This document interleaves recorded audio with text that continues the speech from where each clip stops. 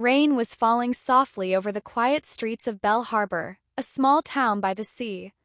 The wind carried the scent of salt and old wood. Streetlights flickered in the mist as drops landed on empty benches and puddles formed on cobblestones. Most people stayed inside, warm behind windows and closed doors. But one man walked through the drizzle, lost in thought. His name was Ethan Hale. He was a writer, though he hadn't written anything good in almost 2 years. Once his books sold well. Readers admired his deep, emotional stories. But now his mind felt empty. His publisher had suggested he take a break from the city and spend some time near the ocean. Maybe peace would bring back the words. Finn didn't believe in peace. Not anymore.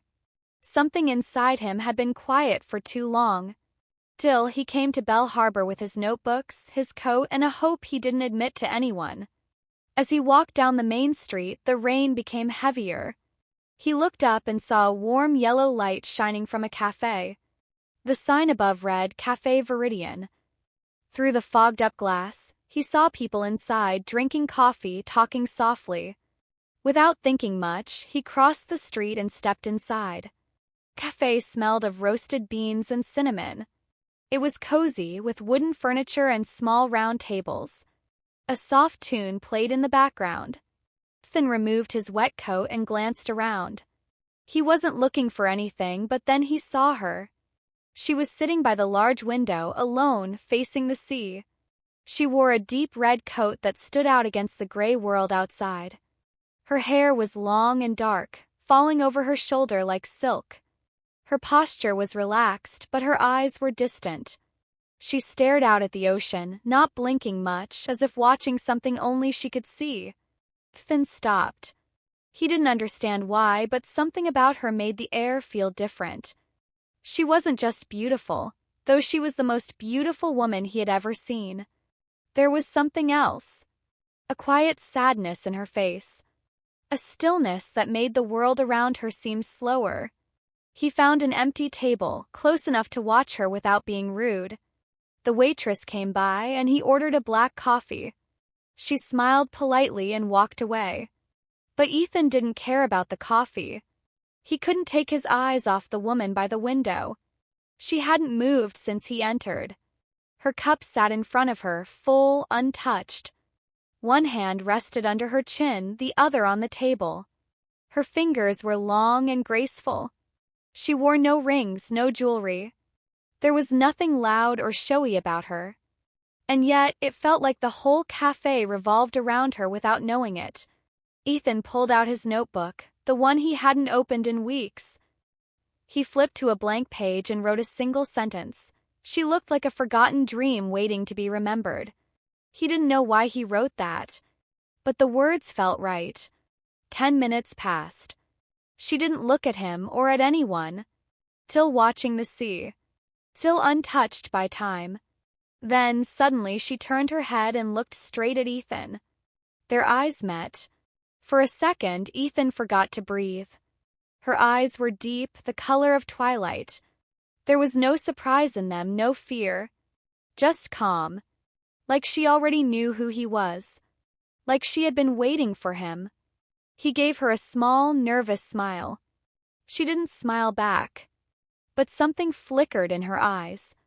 Then she blinked slowly and turned back to the window. Finn's heart beat faster. He stood up, unsure of what he was doing, and walked to the counter. He grabbed a napkin. His hands trembled a little. With the napkin in hand, he approached her table. She didn't look up as he reached her. "Hi," he said softly. "You looked like you might need this."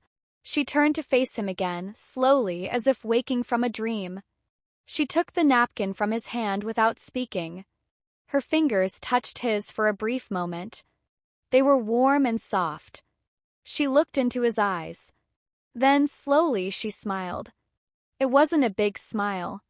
It was small, delicate. But it felt real. And it hit him like a wave.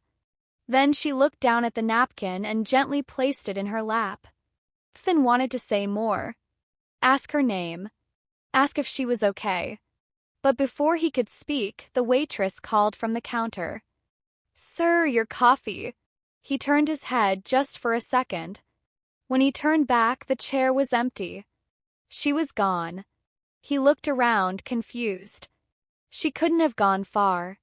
Cafe was small. The door hadn't opened. He would have heard it.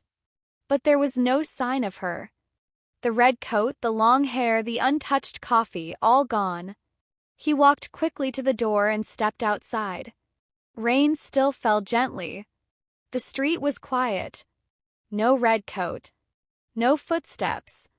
Nothing. Came back inside and walked to the counter.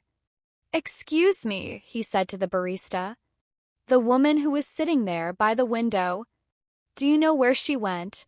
The young man behind the counter looked confused. "Which woman?" "The one in red. Dark hair. She was sitting right there. I gave her a napkin." The barista blinked. "I'm sorry, sir. I didn't see anyone." "You've been sitting alone?" Finn stared at him. "No.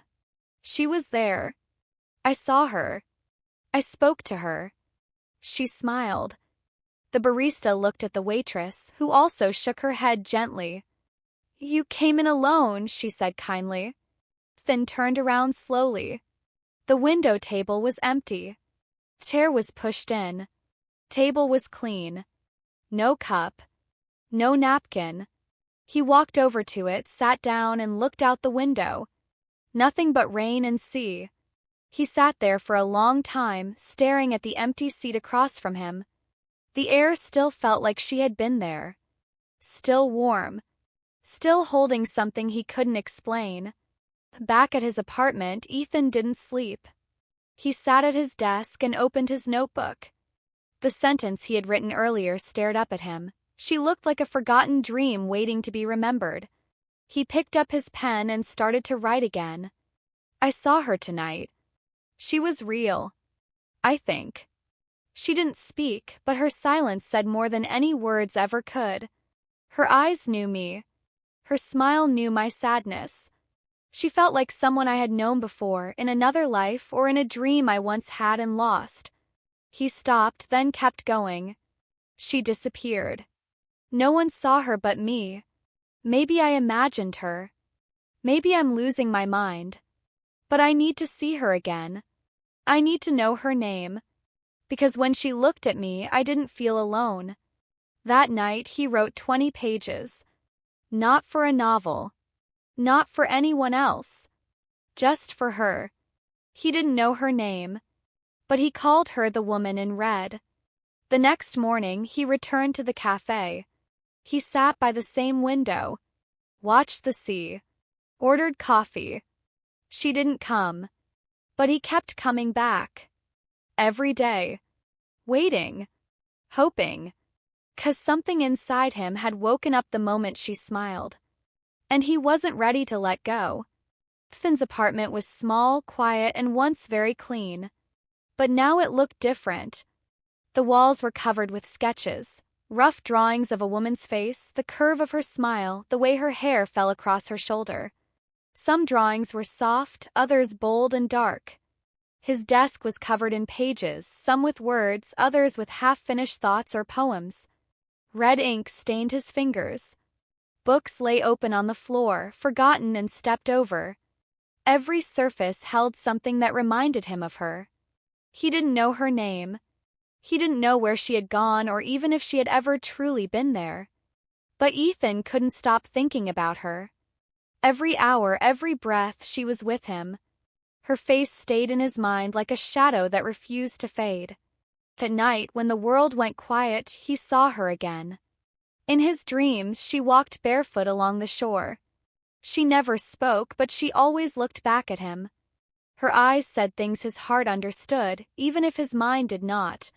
Sometimes she smiled, and it warmed something deep inside him. Sometimes she cried, and he woke up with wet cheeks.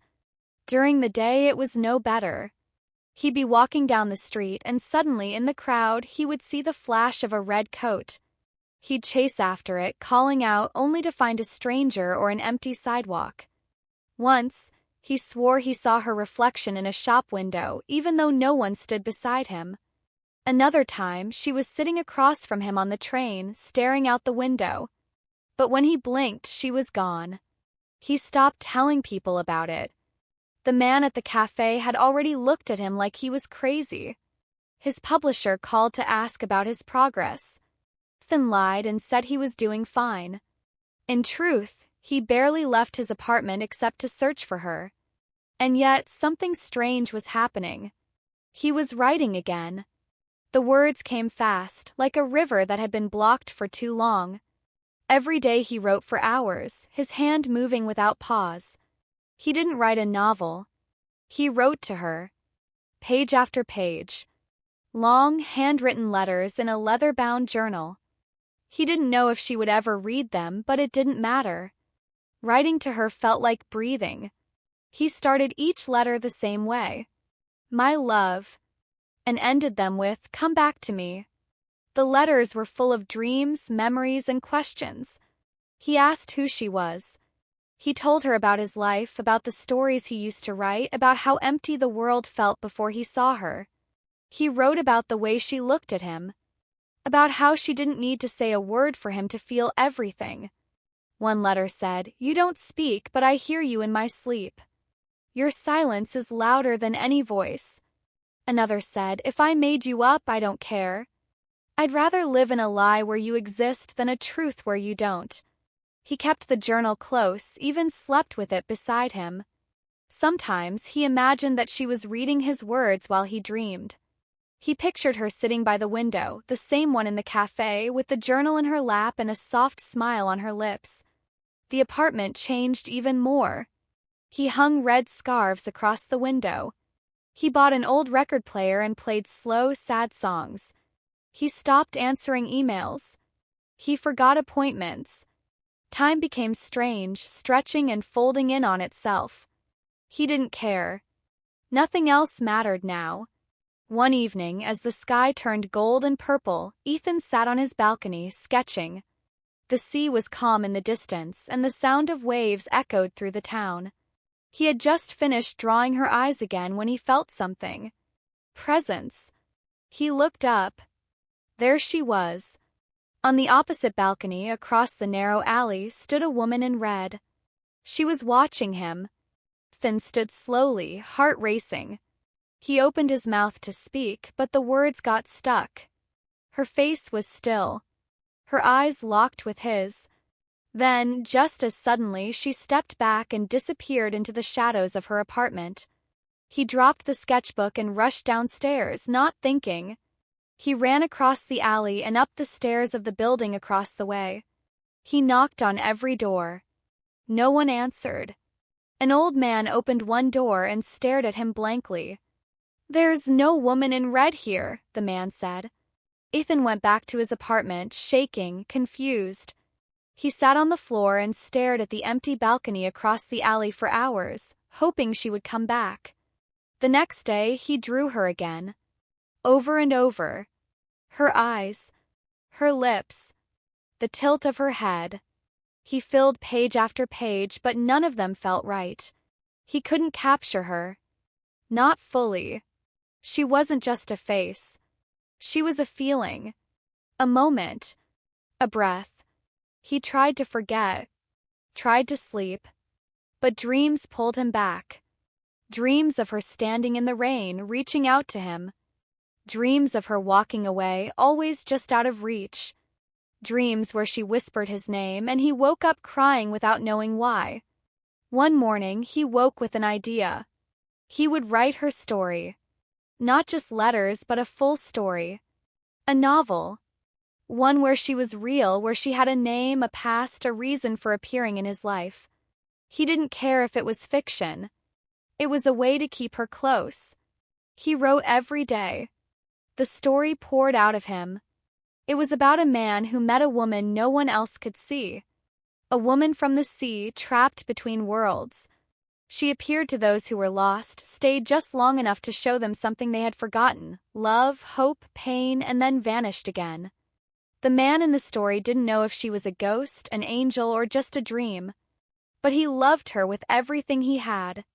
As Ethan wrote, he felt himself slipping. The world outside his windows faded. Friends stopped calling. The landlord knocked once about rent, but he didn't answer. Food deliveries piled up. He barely ate. He barely noticed. All he cared about was the woman in red. One night, as candles flickered and the waves crashed in the distance, Ethan finished a chapter. He leaned back, exhausted but satisfied. Then he heard something. A soft knock at the door. His heart froze. He stood, moved slowly to the door, and opened it.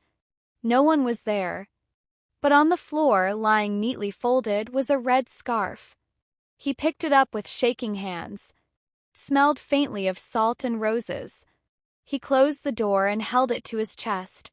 She had been there. He didn't question how. He didn't try to explain. He just sat down and wrote a new letter in the journal. You came back. I knew you would. I felt you watching me.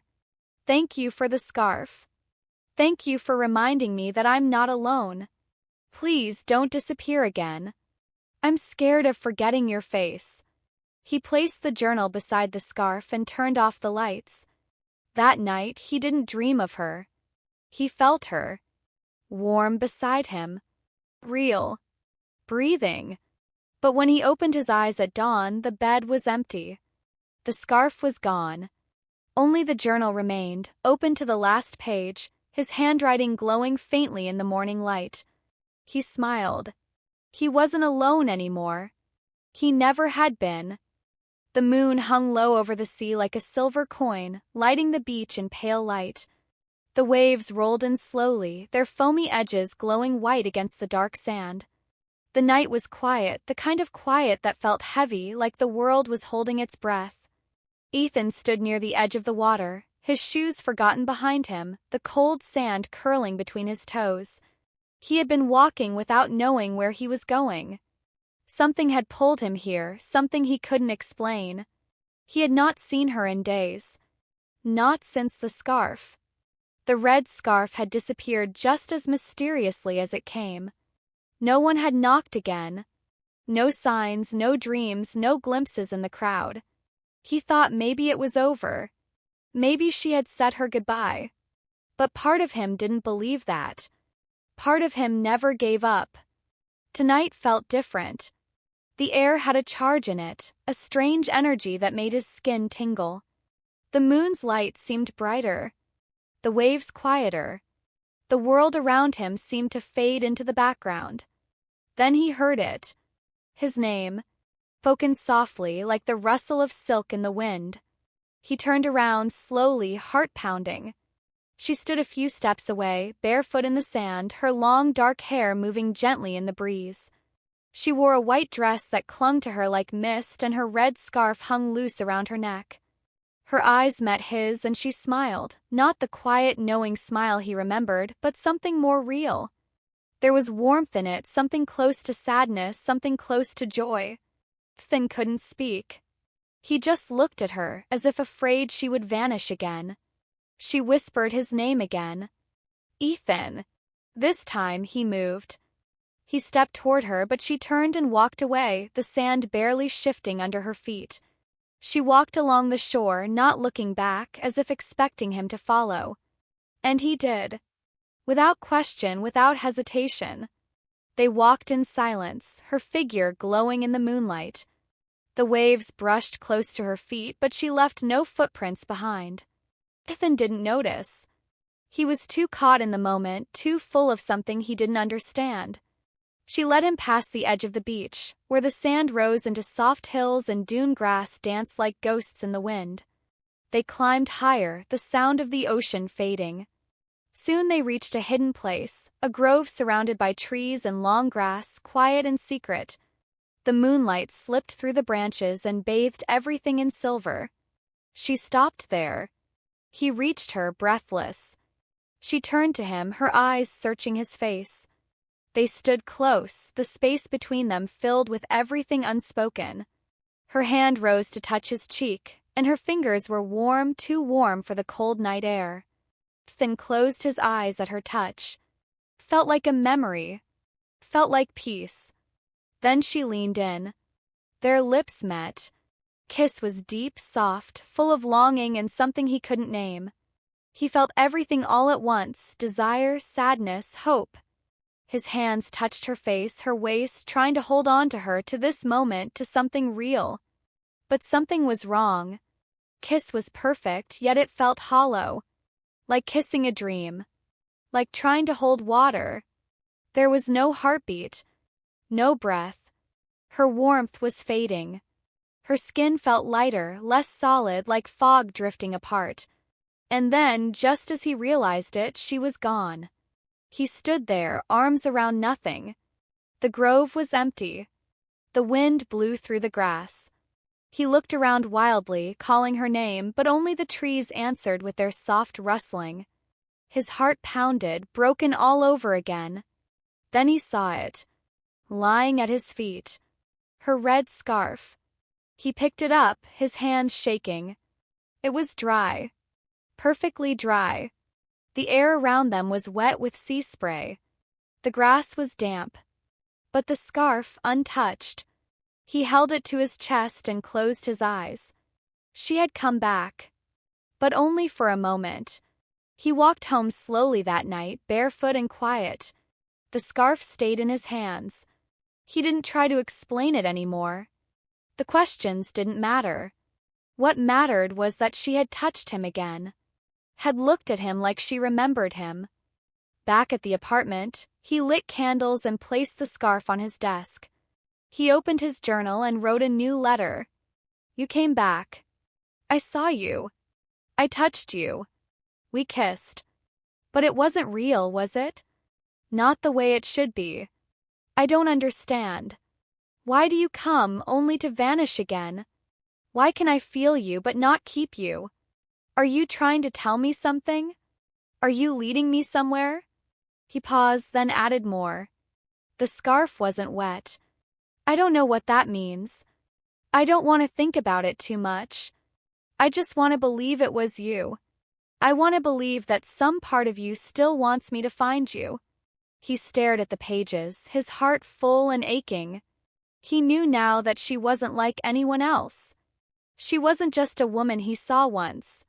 She was something more. Maybe not alive, at least not in the way he understood. Maybe she belonged to another place, another world. But she had chosen him. Or maybe he had chosen her. In the days that followed, he kept the scarf close. He began walking the beach every night, waiting for her to appear again. He visited the grove in the dunes, left small notes there, letters folded in glass jars, hidden under stones. He wrote about everything, the dreams, the kiss, the way she looked in the moonlight.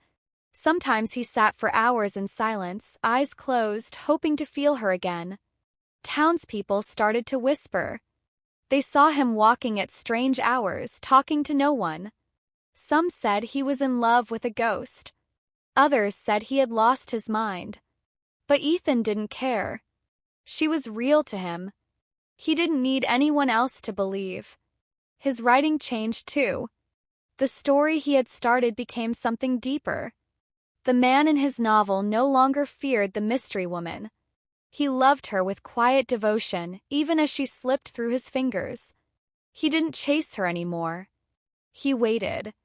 He trusted that love, real love, had its own rules. And sometimes love was meant to haunt you. One night, Ethan returned to the grove again, the scarf tied gently around his wrist. He sat under the trees, closed his eyes, and whispered her name, not the name he didn't know, but the one he had given her in his heart. He called her Lyra. It had come to him in a dream, soft like music. He whispered it into the night, again and again, until the wind carried it away. And somewhere, far beyond the trees, a voice whispered back. Ethan opened his eyes, but no one was there. Till he smiled. It was enough. Ethan sat in the stiff leather chair, arms crossed tightly over his chest, his jaw tense. The room was clean, a little too clean, with soft beige walls and a lamp that hummed faintly.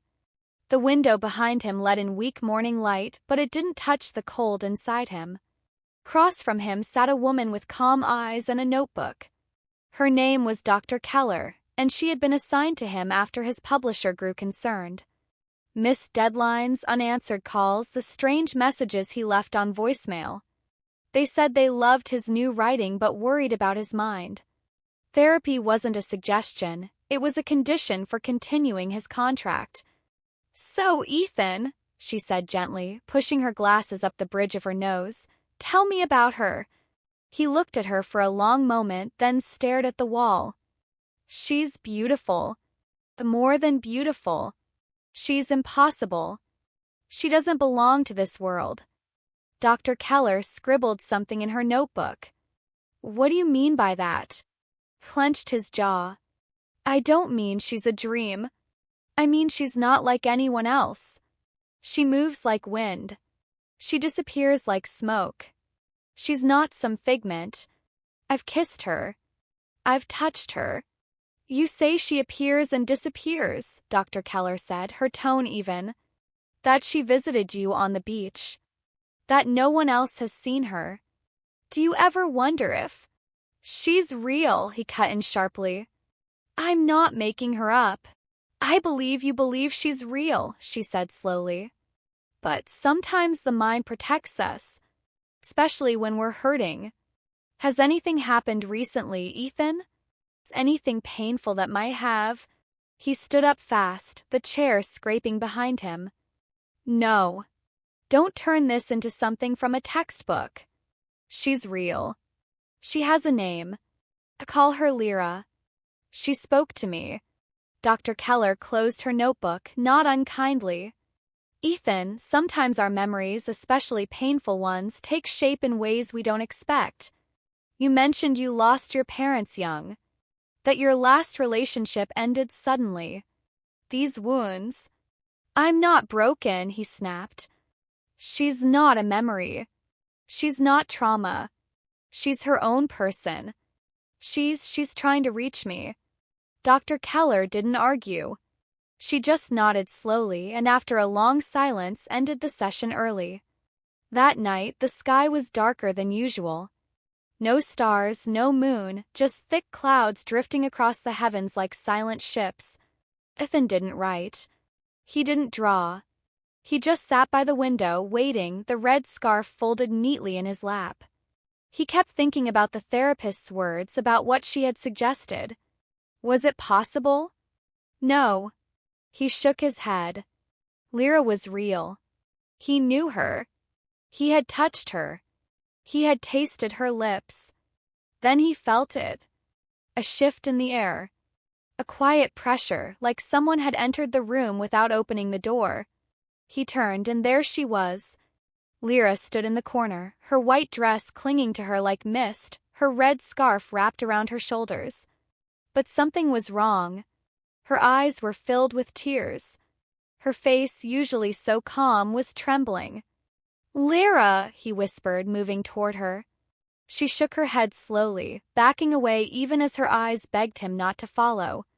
"I'm not supposed to be here," she said, her voice a whisper full of sorrow. "I wasn't supposed to love you." He froze. "What do you mean?" he asked, heart pounding. "You came to me. Over and over. I thought this was fate." Tears spilled down her cheeks. "It wasn't supposed to happen like this. I was only meant to watch, to guide, and not to feel." He stepped closer. "Feel what?" "Love," she said, almost broken. "I love you, Ethan. But I shouldn't. And now everything is wrong." Before he could reach her, she stepped into the moonlight coming through the window. Her form shimmered like water touched by sunlight. "Please," he said, reaching out. She placed a hand on his chest, soft and glowing. He felt warmth, a deep warmth that made his whole body ache. Then she stepped back. "I'll break everything if I stay," she said softly. And she was gone. The air felt colder. The room felt empty, like someone had stolen the air from it. Ethan dropped to his knees, shaking. His hands still tingled from where she had touched him. He didn't sleep that night. He sat in silence, replaying her words. Not supposed to love. Only meant to watch. He didn't understand. Who was she? What was she? And why did it feel like he was losing her again? The next morning, the clouds broke. Sunlight poured into the apartment, too bright, too sharp. Ethan moved like a ghost, barely eating, barely blinking. He walked to the beach without knowing why, retracing their steps. The grove in the dunes was empty. No signs of her. Not even a footprint. He walked for hours. Then, just before sunset, he found it. Tucked into the corner of a small second-hand bookstore near the boardwalk, wedged between dusty hardcovers. A photo. It was black and white, slightly faded, but sharp enough to see the details. A woman in a white dress, standing on the beach, looking out to sea. Her hair long and dark. A red scarf around her neck. His heart stopped. It was her. It was Lyra. He turned the photo over with trembling fingers. Written on the back in neat script. Clara E. Whitmore, summer 1942. Lost to the sea that winter. His legs gave out and he sank to the floor of the bookstore, clutching the photo like it was the last piece of his soul. The owner asked if he was all right, but he couldn't speak. Clara. Not Lyra. Her real name. She had died. More than 80 years ago. That night, back in his apartment, Ethan placed the photo beside the journal. He sat in front of it, staring for hours. She had lived. She had been real. And she had died. But why had she come back? Why him? He opened the journal, picked up a pen, and began to write, slower than usual. Clara. That's your name. I know that now. I don't know why you chose me, why you keep coming back. But I love you. I don't care if you're a ghost or a memory or something else I can't understand. You're the only thing that feels true anymore. I'll wait for you however long it takes. I'll wait until the stars forget to shine. He placed the pen down and sat in silence. Sighed, the moon peeked through the clouds. And for a brief second, he thought he heard her voice again. Thin, soft, full of love. And then the night took it away. Ethan walked through the quiet morning, the chill of the wind brushing his face. He didn't notice the people passing by, didn't hear the calls of the gulls overhead, didn't even stop when the bookstore owner called out a greeting. He had one goal in mind now. The truth. He needed to know who she was. Not just a name or a photo, but the full story. What happened to her and why she kept coming back. He didn't know what he hoped to find, but the photo had shaken something loose inside him. Clara E. Whitmore. That was the name on the back. And the year 1942. A lifetime ago. But to Ethan it felt like yesterday. He stepped into the town's old library. The building was quiet, the lights soft, and the smell of old paper filled the air. It reminded him of his childhood, of hours spent between dusty shelves reading stories of people he never thought he'd meet. But now he was searching for someone he had kissed. Someone he had touched. Someone he couldn't stop dreaming about. The librarian was an older woman with kind eyes. She looked up from her desk as Ethan approached. "I'm looking for town records," he said, his voice a little hoarse. "From the 1940s. Newspaper clippings. Deaths especially." She didn't ask why. She simply nodded and led him to the archive room, a quiet space filled with drawers and old boxes, the kind of room where time seemed to stand still. Ethan dug through microfilms, newspapers, birth and death records. Hours passed without him noticing. Dust clung to his sleeves, his eyes stung from reading. But finally he found something. A headline from December 1942. Local woman presumed drowned after tragic cliff fall. His breath caught. He read on. Lila Grace Whitmore, 22, went missing after a stormy evening near the North Cliff. Witnesses say she was last seen walking alone, wearing a red dress. Her body was never recovered, though her scarf was found tangled in the rocks. The family held a funeral without remains. Some locals whispered she had died of a broken heart. Others claim they still saw her walking the beach on foggy nights. Lila. Not Clara. His hands trembled. He read further. Another article years later. The Legend of the Lady in Red. Locals report sightings of a mysterious woman in a red dress, appearing to those lost in love or grief. Some say she whispers names. Others claim she leads people into the sea. Many believe she is the spirit of Lila Whitmore, searching for a love that never came. Finn sat back, eyes wide, the room spinning slightly. Lila. He had been calling her Lyra. A mistake, but somehow it felt right. Close. He flipped through more records, deeper into her life. There was mention of a fiancé, William Hart. A soldier who never returned from war. A photograph of them together. She looked so alive. So full of hope. And then nothing. Just an empty space in time. Until him.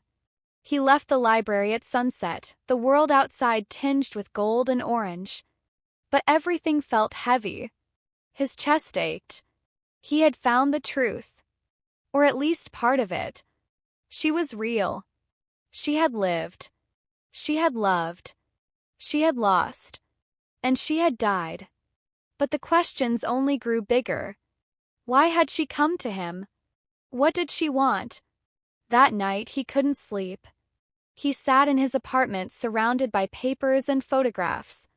Her story played through his mind like a film. He saw her walking the cliffs, waiting for someone who never came. He saw her alone on stormy nights, the wind tearing at her dress. And he saw her falling. He opened his journal and began to write again. Lila. I know your name now. I know what happened. I saw the reports. Pictures. Cliff. I'm sorry. I don't know how you ended up here with me. Maybe you never left. Maybe your soul stayed behind, waiting for someone to understand. You've been alone so long. I feel it. I feel your pain like it's my own. I wish I could hold you forever. I wish I could save you. He stopped, hand shaking. Truth was clear now. She had died. Decades ago. Everything said she was gone. But he had kissed her. He had held her in his arms. That wasn't imagination. That wasn't grief. That was real. Wasn't it? He walked to the mirror and stared at himself. His eyes were red, his face pale. He looked thinner. Worn down. People in town avoided his gaze now. They whispered. They thought he was broken. Maybe he was. He left the apartment and walked again, feet leading him without thought. The beach was dark and empty, the tide low, the air cool. He stood where they had first kissed, where she had disappeared into moonlight. Closed his eyes. If you're here, he whispered, please show me. For a long moment, nothing happened. Then he felt it. A breeze that touched only him. He turned. And she was there. Lila stood just beyond the grass, her eyes shining, her red dress glowing under the moon. He ran to her. This time she didn't run. She waited. When he reached her, she looked up at him, her expression full of sorrow and something deeper. You know now, she said softly. I do, he whispered. You know I'm not supposed to be here. I don't care. Her eyes filled with tears again. You're not like the others. Most see me and run. Or pretend I was never there. You came closer. You stayed. I love you, he said simply. Her lips trembled. I was never meant to be loved again. He touched her cheek, warm again for a moment. But you are. They stood there, pressed together by silence and stars. Then she whispered, I don't know how much time I have. I'm fading. No, he said, voice shaking. Stay. I'll find a way. You'll break yourself. He couldn't speak. She smiled through her tears. But I'll never forget you. And just like that, she was gone again. He stood alone, the waves crashing behind him. She was real. She was gone. And he was in love with someone who might never exist again. The next morning, Ethan wrote again, but not in the journal. He wrote her story, word for word, from beginning to end. The world would know her name, Lila Grace Whitmore. The woman who loved too deeply, lost too greatly, and lived again in the heart of a man who believed. And maybe, somewhere beyond the veil of life and death, she was reading. The wind was sharp that morning, filled with salt and sorrow. Ethan stood at the edge of the cliff, the sea roaring below like a living beast, wild and endless. He had not slept. His feet had brought him there before the sun had even touched the sky, guided by something stronger than reason, stronger than fear. He clutched the journal in his hands, the one he had filled with words for her. Lila. Every page held a piece of his heart, every sentence a wish, a memory, a hope that she might remain. She was waiting for him. She always came when it mattered most. This time she stood at the very edge, her red dress billowing like fire against the pale dawn. Her hair danced around her shoulders, and her eyes glowed with something deeper than sadness. There was longing in them. There was love. Ethan walked toward her slowly, the journal tight in his grip. "You came," she said, her voice carried gently by the wind. "Of course I did," he replied, stopping just a breath away. "I always do." She looked out at the sea. The sky behind her was beginning to warm, golden light brushing the edge of the world. "It's time," she whispered. "For what?" She turned to him, her face soft but serious. "To choose." He stared at her, the words heavy before she even spoke them. "You can stay here in this world," she said slowly, "and I will fade. You will wake tomorrow and I'll be a shadow. A memory you can't quite hold. I've lingered too long already. The more I stay, the more I break the balance." "And if I come with you?" he asked, though he already knew. She didn't answer. She didn't have to. Her silence was the answer. He looked down at the rocks below. The sea crashed in a rhythm that seemed to call him, a song that only he could hear. Promised peace. No more pain. No more questions. Just her. Forever. "I don't want to lose you," he said, his voice breaking. "You're the only thing that's felt real in so long." "I know," she said, reaching out to touch his cheek. Her hand was warm again, solid. For a moment, it felt like she had never left. "But if you come with me, there is no return." Closed his eyes. Her fingers traced his jaw, gentle and aching. "I've seen the way you write now," she said softly. "The world needs your stories. You gave me a voice again. You made me real. But you can't follow me into the dark." "Not yet." He opened his eyes. "What if I'm already there?" She shook her head. "No. You still have light in you. I see it. It's why I came." "I don't care about the world," he said, breathing hard. "I only care about you." Her lips quivered. "Then you have to let me go." He wanted to scream, to hold her, to run with her into the sea and never look back. But he didn't. He reached into his coat and pulled out the journal. She looked down at it, her eyes wide. "You poured yourself into that," she whispered. "I wrote it for you," he said. "So you'd know everything." He took a step closer to the edge. The waves rose high below, reaching for the sky. And then he threw the journal. Flew through the air like a bird with broken wings, pages flapping, spinning, catching the first light of dawn. It hit the sea and was swallowed whole. Lila gasped softly. "You let it go," she said. "I had to," he whispered. "Because if I keep it, I'll never stop chasing you. And if I chase you, I might follow." She stepped into him then, wrapped her arms around his body and kissed him. It was not like the other times. This one was final. It held everything they had not said, everything they would never have. It burned and healed at the same time. When she pulled back, her eyes were full of tears. "You saved me," she said. "Not by dying, but by letting me go." He couldn't speak. She stepped back, slowly, her form already beginning to shimmer.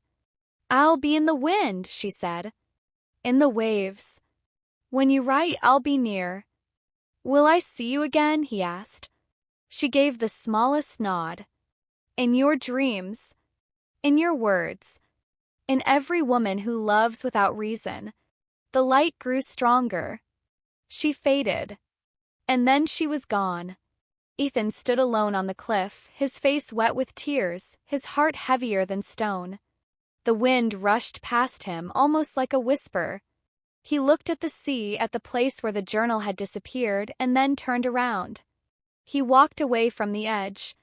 Not fast. Not strong. But alive. The bookstore was glowing with warm lights that spilled out onto the street. Inside, the air buzzed with quiet chatter, soft music, and the scent of old pages mixed with fresh flowers. People had come from all over. Some had driven for hours, others had flown in just for this evening. They came to see him. Ethan Hayes, the writer whose first novel had swept the country into a storm of emotion. The Stranger in Red was a bestseller, topping every chart, passed from friend to friend like a secret too precious to keep. The story of a man and the mysterious woman he fell in love with, a woman who may or may not have existed, had touched something deep in people. Ethan sat at the small wooden table near the back of the store, a black pen in his hand and stacks of books beside him. His hair was longer now, his face thinner, older somehow, though it hadn't been that long since he wrote the book. But loss had a way of leaving fingerprints that time couldn't rub away. Readers came to him, one by one, wide-eyed and emotional. They spoke about Lila like she had lived in their dreams. They asked if she was real. Finn only smiled. He never answered directly. How could he? She was more than real to him. She was breath and fire and sea. She was silence and storm. A woman in her 40s approached, holding her copy tight to her chest. "Your book, it saved me," she said, eyes misty. "I lost my husband 2 years ago. I thought I'd never feel again. But your story, it reminded me how much love can change us, even when it hurts." Finn nodded softly. "Thank you for reading it." He opened the book, signed his name on the title page, and turned to the back. With careful strokes, he wrote the same line he had written in every copy that night.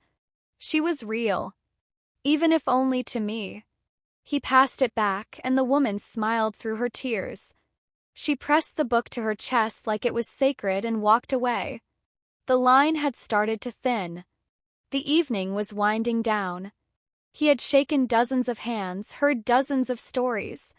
Some readers believed Lila was a ghost. Others thought she was a symbol, a piece of his imagination.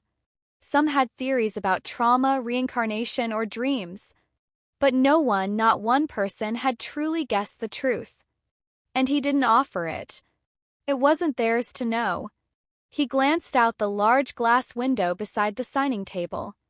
The night was calm. The streetlights painted gold on the wet pavement. And for a second, just a second, he thought he saw her. A woman in a red dress. She walked past the window, her head tilted slightly toward the store. Her hair loose, her steps graceful. She paused outside the door. She didn't come in. She only looked through the glass and smiled. It wasn't the wide, glowing smile she had once given him on the beach. It was something softer, quieter. A goodbye. And then she walked on. He didn't move. His breath caught in his throat. He waited, staring at the glass, but she didn't return. He lowered his eyes and opened the next book. The woman waiting looked nervous. Young, maybe in college. Her cheeks were red, her hands shaking. I want to be a writer someday," she said, voice barely above a whisper. "Your book, it made me feel like it's possible." "It is," Ethan said, smiling gently. "You just have to write something only you can feel." She nodded quickly, her eyes wide. He signed her book. She was real, even if only to me. The girl stared at the words for a long time, like she was trying to understand something deeper. Maybe she did. Maybe she felt the sadness behind them or the love. Maybe she thought it was just part of the story. It didn't matter. She thanked him and walked away. Crowd thinned until only the bookstore owner and a few staff remained. They thanked Ethan, offered him coffee, asked if he needed a ride or a hotel. He refused gently. He only wanted to walk. He stepped out into the night, the air cool and quiet. The world was still. Peaceful. Town had changed since he first arrived. Or maybe it was him who had changed. Cliffs no longer called to him. The sea no longer pulled him forward. And though the ache in his chest was still there, it had softened. Pain was part of him now, but it no longer ruled him. He walked through the empty streets, the echo of footsteps the only sound. He passed the cafe where it all began. The small table by the window was still there. Empty. Waiting. He stood outside for a moment, remembering the way she looked that night. Her red dress. Her distant eyes. The rain. He smiled to himself just a little. Then he walked on. Back at his apartment, the rooms were filled with silence. There were no new notebooks, no unfinished manuscripts. Just one framed photo on the wall, the ocean taken at sunrise. And on the desk, a single worn scarf. Red. The only thing he kept. It had never aged, never lost its color. Still soft. Still warm. He touched it briefly, then sat down at his desk. Not to write. Just to remember. He had promised himself he wouldn't write another book. And he hadn't. The Stranger in Red would be his only novel. One story. One truth. It had taken everything from him and given everything back. And that was enough. Years later, people still talked about that book. About the mysterious Lila. Readers held on to it like a secret love letter. Scholars debated its meaning. Filmmakers wanted the rights, but Ethan always said no. Some stories aren't meant for the screen. Some are meant to live quietly in the hearts of those who need them. And some nights, very late when the world was still and the wind moved just right, Ethan would swear he heard her voice. Not calling him. Just humming. A soft, distant tune. The one she used to hum when they walked the beach together in his dreams. He never saw her again. But he didn't need to. He had seen her once. And once was forever.